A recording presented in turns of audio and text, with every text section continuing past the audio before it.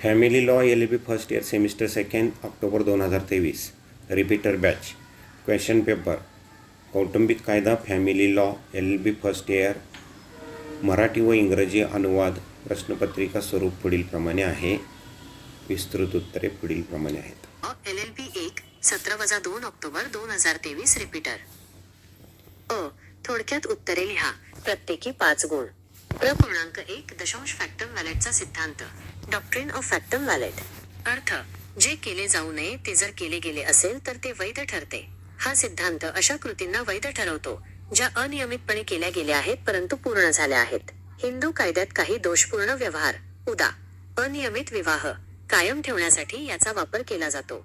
हे तांत्रिक दोषांपेक्षा व्यावहारिक न्यायाला प्राधान्य देते. पूर्णांक 2 दशांश हुंड्याची कारणे आणि परिणाम. कारणे: सामाजिक प्रतिष्ठा आणि दर्जा, लोभ आणि भौतिकवाद, निरक्षरता आणि परंपरा, लिंग असमानता. परिणाम: घरगुती हिंसाचार आणि क्रूरता, हुंडाबळी, वधूच्या कुटुंबावर, आर्थिक भार, स्त्री भ्रूण हत्या. पूर्णांक 3 दशांश वैध हिंदू विवाहाच्या अटी. हिंदू विवाह अधिनियम 1955 नुसार दोन्हीपैकी कोणालाही जिवंत जोडीदार नसावा. एकपत्नीत्व, एकपतित्व. मानसिक स्वास्थ्य, साऊंडनेस ऑफ माइंड. वय: 21 वर्षे पुरुष, 18 वर्षे स्त्री. प्रतिबंधित नात्यात नसावेत. Prohibited relationship. सपिंड नसावेत जोपर्यंत रूढीनुसार परवानगी नसेल. पूर्णांक 4 दशांश विस्तारित कुटुंब आणि संयुक्त कुटुंब. विस्तारित कुटुंब एक्सटेंडेड फॅमिली यामध्ये मूळ कुटुंबाबाहेरील नातेवाईकांचा समावेश होतो. संयुक्त कुटुंब जॉईंट फॅमिली एकाच पूर्वजापासून असलेले हिंदू कुटुंब जे एकत्र राहतात आणि मालमत्तेचा एकत्रित उपभोग घेतात. संयुक्त कुटुंब ही एक कायदेशीर संकल्पना आहे तर विस्तारित कुटुंब ही सामाजिक संकल्पना आहे. पूर्णांक 5 दशांश सहदायाद कोपारसेनर. अशी व्यक्ती जिला जन्मापासूनच संयुक्त कुटुंबाच्या मालमत्तेत अधिकार प्राप्त होतो. आणि मुली 2005च्या सुधारणेनंतर दोघांचा समावेश होतो. त्यांचे अधिकार: फाळणीची पार्टिशन मागणी करणे, मालमत्तेची संयुक्त मालकी. पूर्णांक 6 दशांश त्याग, परित्याग, डिझर्शन घटस्फोटाचा आधार. हिंदू विवाह अधिनियम 1955 अंतर्गत व्याख्या. आवश्यकता: 2 वर्षांपासून वेगळे राहणे. जोडीदाराला सोडण्याचा हेतू: इंटेन्शन टू डेझर्ट. यामध्ये जाणीवपूर्वक केलेल्या दुर्लक्षाचाही समावेश होतो. पूर्णांक 7 दशांश मृत्यूपत्रानुसार वारसा हक्क. टेस्टमेंटरी सक्सेशन. व्यक्तीच्या मृत्यूनंतर मृत्यूपत्राद्वारे बिन मालमत्तेचे हस्तांतरण. हे वैयक्तिक कायदे किंवा भारतीय वारसा कायदा 1925 द्वारे शासित असते. हे विना मृत्यूपत्र वारसा इंटेस्टेट सक्सेशनच्या विरुद्ध असते. पूर्णांक 8 दशांश मुस्लिम कायद्याअंतर्गत वारसा हक्काचे सामान्य नियम. जन्मापासून अधिकार मिळत नाही. हिंदू कायद्यासारखे नाही. मालमत्तेचे अधिकार मृत्यूनंतरच मिळतात. वारसांना ठराविक हिस्सा. कुराणनुसार वारस. उर्वरित मालमत्तेचा सिद्धांत. Doctrine of रेसिज्युअरीज. पूर्वजांची मालमत्ता आणि स्वतः कमावलेली मालमत्ता यात फरक नाही. पूर्णांक 9 दशांश न्यायालयीन पृथक्करण. Judicial separation. विवाह विसर्जित न करता कायदेशीररित्या वेगळे होणे. याचे आधार घटस्फोटाच्या आधारांप्रमाणेच आहेत. पक्षकार वेगळे राहतात परंतु कायदेशीररित्या विवाहितच राहतात. पूर्णांक 10 शतांश धर्मांतर आणि त्याचे परिणाम. धर्मांतरामुळे हा घटस्फोटाचा एक आधार असू शकतो. वारसा हक्कावर परिणाम होऊ शकतो. हिंदू कायद्यानुसार धर्मांतर केलेली व्यक्ती संयुक्त कुटुंबातील मालमत्तेचे काही अधिकार गमावू शकते. 11 मातृसत्ताक संयुक्त कुटुंब. कुटुंब जिथे आई प्रमुख असते.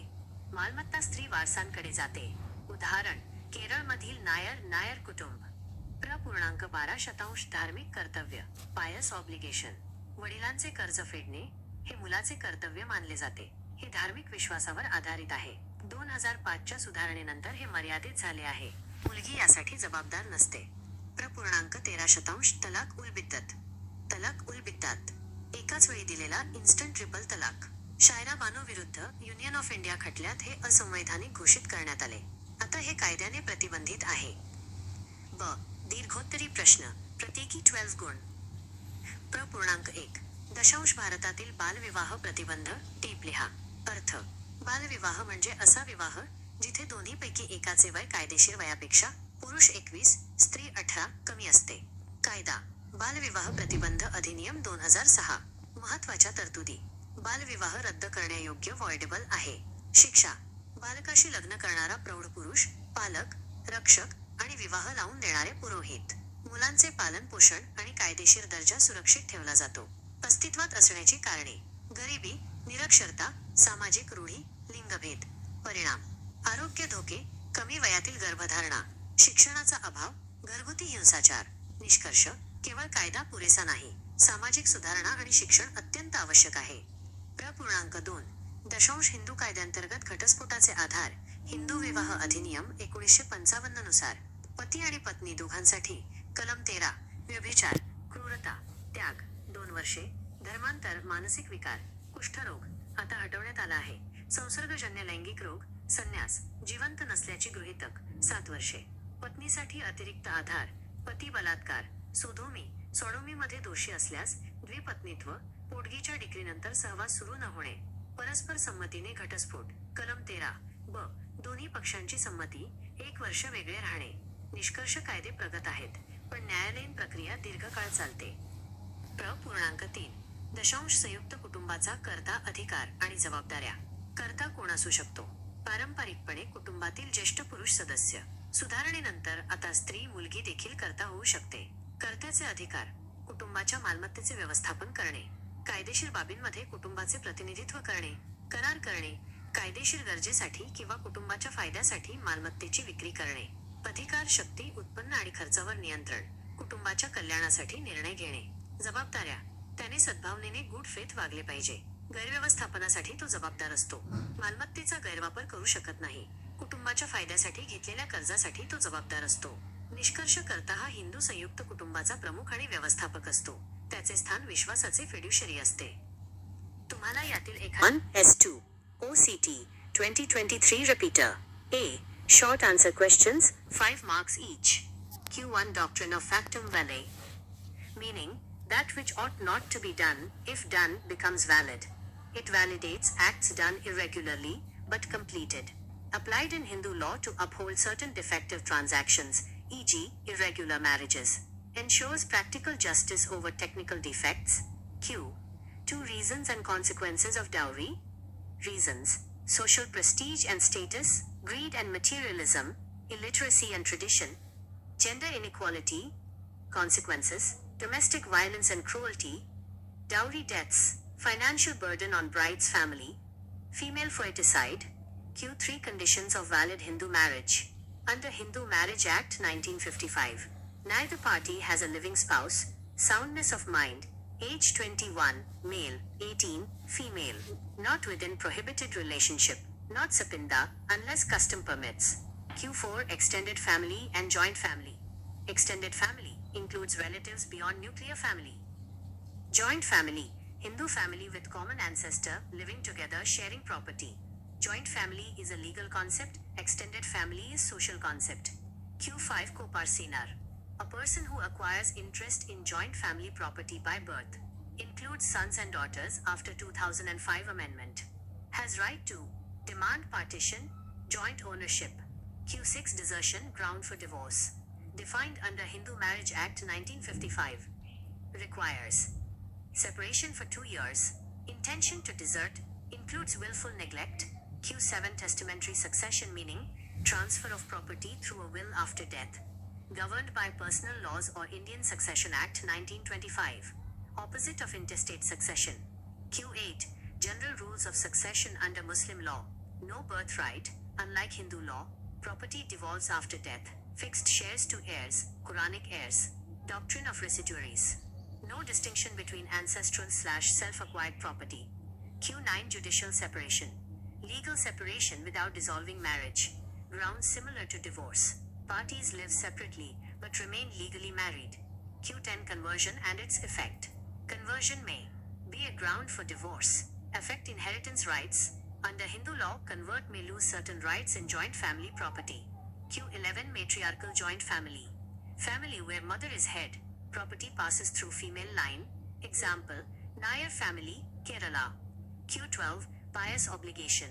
Son's duty to repay father's debts, based on religious belief, limited after 2005 amendment. Daughter not liable. Q13 Talaq ul Biddat. Instant triple talaq in one sitting.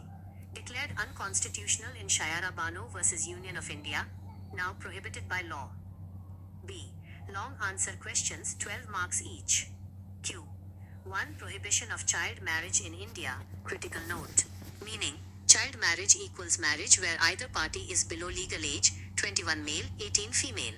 Law, Prohibition of Child Marriage Act 2006. Key provisions. Child marriage is voidable. Punishment for adult male marrying child, parents, guardians, priest conducting marriage. Maintenance and legitimacy of children, protected. Reasons for persistence, poverty, illiteracy, social customs, gender discrimination. Consequences, health risks, early pregnancy, lack of education, domestic violence, poverty cycle continues. Critical analysis, law exists but implementation is weak. Social awareness lacking. Rural areas more affected. Need stricter enforcement plus education. Conclusion, legal prohibition alone is insufficient. Social reform plus education are essential. Q2 Grounds of divorce under Hindu law. Under Hindu Marriage Act 1955. For husband and wife, Section 13. Adultery, cruelty, desertion, 2 years, conversion, mental disorder, leprosy, now removed, venereal disease, renunciation, presumption of death. Additional grounds for wife, husband guilty of rape, sodomy, bigamy, non-resumption, after maintenance decree.